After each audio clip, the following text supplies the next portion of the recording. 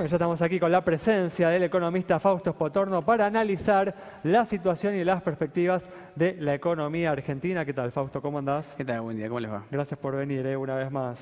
Gracias a ustedes. Bueno, esta semana el Fondo Monetario Internacional confirmó o mantuvo los pronósticos que había realizado en enero de crecimiento para este año de la economía argentina en el 2,2%, por debajo de lo que buena parte de los economistas por lo menos pronosticaban a principios de este año. ¿Se modificó, Fausto, el panorama para el crecimiento de la economía argentina? Se modificó un poco para abajo. La verdad es que los datos del primer bimestre fueron peores de lo esperado. Sabíamos que no iba a ser un primer buen bimestre, ¿no? Estaba claro que el crecimiento económico iba a empezar a aparecer ahora en el segundo trimestre, pero los datos del primer bimestre fueron peores de lo esperado. Yo creo que eso sí cambió un poquito el punto de partida.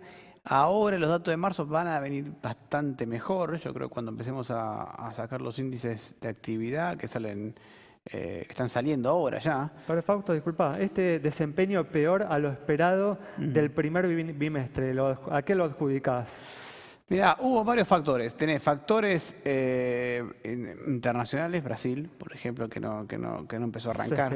Se esperaba un repunte mayor de la economía brasileña. Exactamente. Eso por un lado. Eso por un lado. Después tuviste cosas muy particulares en el sector de producción de aceites y harinas. Ahí se esperaba que, aunque sea una recomposición, pero fue mucho peor el número. Ahí hubo una particularidad muy especial, y es que el año pasado, enero y febrero, habían puesto en marcha las plantas de producción de aceites y harinas a pleno. ¿Por qué? Porque le cambiaron el cepo, ¿no? Salió el cepo, se corrigió el tipo de cambio y ahí pueden exportar aceites y harinas, procesar el aceite de harina en enero y febrero, cosa que no habían hecho en diciembre, justamente porque no se había salido el cepo. Claro. Pero en general, los enero y los febrero, esas plantas están paradas o con muy poco funcionamiento.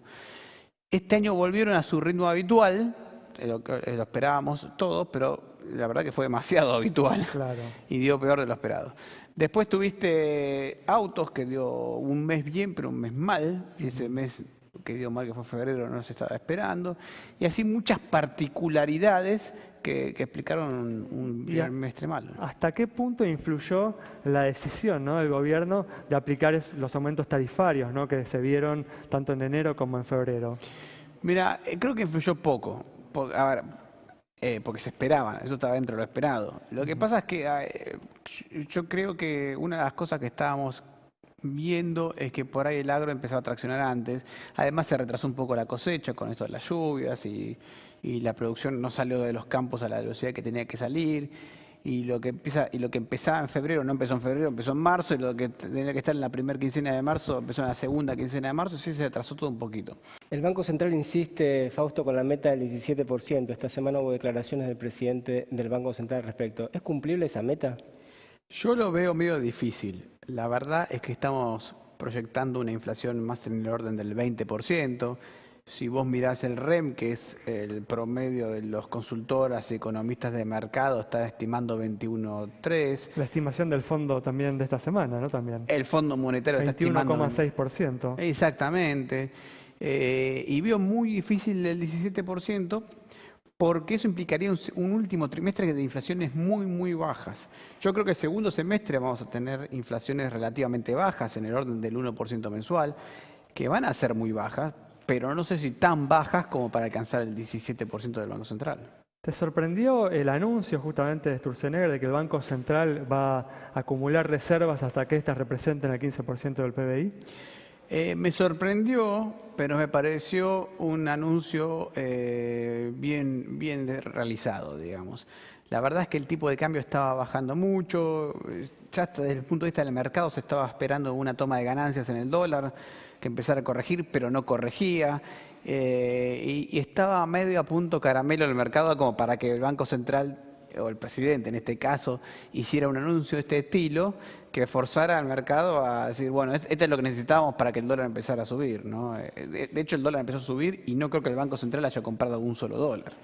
Entonces, me parece que fue una buena muñeca por parte del Banco Central para corregir un poquito el tipo de cambio. Pero modificó su postura de alguna manera en relación al tema, si bien con esa argumentación con la que intentó esconder por ahí la verdadera intención, ¿no? Sí, yo creo que la verdadera intención fue esta, tratar de intervenir en el mercado de cambiarios sin intervenirlo en un primer momento, ponerle un piso al tipo de cambio. Y en segundo lugar, sí es verdad que él decía que no iba a intervenir en el mercado de cambios el año pasado, pero en los hechos había intervenido. No, eso es cierto. En los hechos había intervenido y en realidad lo que hizo fue blanquear un poquito la postura en la cual el Banco Central en principio tuvo una tipo de política el año pasado que fue ponerle un piso al tipo de cambio. No dejaba ni que el tipo de cambio bajara mucho y al principio tampoco dejó que subiera mucho. ¿Se acuerdan después de salir del cepo que en algún momento se fue muy arriba en febrero y marzo y el Banco Central subió mucho la tasa e intervino en el mercado cambiario, ¿no? De todas formas, ¿no hubo cierta contradicción? Porque de alguna manera uno dice, bueno, podrías haber logrado lo mismo si en lugar de subir la tasa la bajabas también. Sí. Bueno, pero acordate que el objetivo central del Banco Central hoy es la inflación, ¿no? Entonces la tasa es el instrumento que el Banco Central tiene para controlar la inflación. Lo que pasa... Siempre y cuando consideremos que hay una inflación que tiene que ver con un exceso de demanda, ¿no? En el mercado de bienes. Exactamente. En realidad lo que está sucediendo es que el Banco Central está emitiendo pesos, ya sea para financiar directamente al Tesoro o lo que está sucediendo realmente es que para comprar dólares que el Tesoro vende porque coloca deuda. El Tesoro tiene déficit fiscal, con ese déficit fiscal, lo financia con emisión de deuda. Claro. Esa emisión de deuda es externa, con lo cual él obtiene dólares, pero necesita pesos para pagar salario o jubilación, entonces le vende los dólares al Banco Central, el Banco Central agarra los dólares. Sigue emitiendo para financiar. Emite pesos, y ese es el proceso que se ha estado dando. Entonces hay emisión adicional de pesos, para rescatar esos pesos tiene que colocar deuda y como la inflación le subió, dijo, bueno, tengo que rescatar más pesos, por lo tanto tengo que subir más la tasa de interés para rescatar más pesos y absorber los pesos excedentes. Así que no cambió en eso la política. El problema de fondo no es el Banco Central, sino el déficit fiscal, ¿no? Porque con este déficit fiscal va a ser muy difícil que el Banco Central pueda actuar con mayor libertad. Siempre va a estar teniendo que o emitir pesos para el Tesoro o tomar los dólares que el Tesoro consigue y emitir los pesos en contra, con lo cual eso le cuesta en términos de LEVAX. Creo yo que hasta que no se empiece a atacarse de fondo el tema fiscal con un poco más de fuerza, estos problemas van a seguir existiendo, ¿no? Volviendo, Fausto, al famoso tema del 17% de inflación, ¿qué tan grave es que no se cumpla? Decías, bueno, dar 20, 21, ¿se cambia, se rompe el régimen de metas de inflación, se quiebra la reputación del Banco Central? ¿Cuál es el costo de no cumplir ese 17%? Mira, yo creo que el costo es variable dependiendo de por cuánto no se cumpla. Si no se cumple por 7 puntos, o sea, la inflación termina siendo 25, es un problema serio para la credibilidad del Banco Central. Porque cuando el Banco Central diga, para el 2018 mi meta es de 14, nadie le va a prestar atención, va a decir, bueno, arreglemos 22. ¿No? Si no se cumple y quedan 19, bueno, más, yo creo que si da 19 la inflación por abajo de 20, es casi cumplido, se lo vamos a firmar como cumplido. Y como creo que va a estar en orden el 2021, se lo van a dar como un cumplido, sí, pero exageraste en ese esquema. Es diferente por cuánto no se cumple, yo creo que eso es importante. Ahora, la credibilidad del Banco Central, si la baja a 20, no se va a romper, porque efectivamente logró una baja muy importante de la inflación.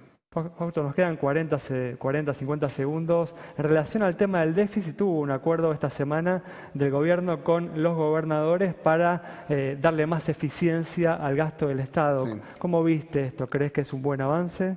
Creo que es un avance en la dirección correcta. La verdad es que así como estábamos, donde cada uno hacía lo que se le cantaba con el tema del déficit fiscal, generaron un serio problema de coordinación fiscal, porque de nada servía que el Estado bajara un impuesto, por ejemplo, las retenciones, y después venía la provincia y subía el inmobiliario rural, y entonces al final no salía ganando nadie. Era muy importante este tema para coordinar este tipo de cosas, pero el problema sigue existiendo, ¿no? Muy bien, bueno, Fausto, muchas gracias por haber estado con nosotros. Nos vamos entonces con las reflexiones del economista Fausto Spotorno sobre la situación y las perspectivas de la economía argentina. Nos reencontramos el próximo miércoles a las 20:30 aquí en Metro.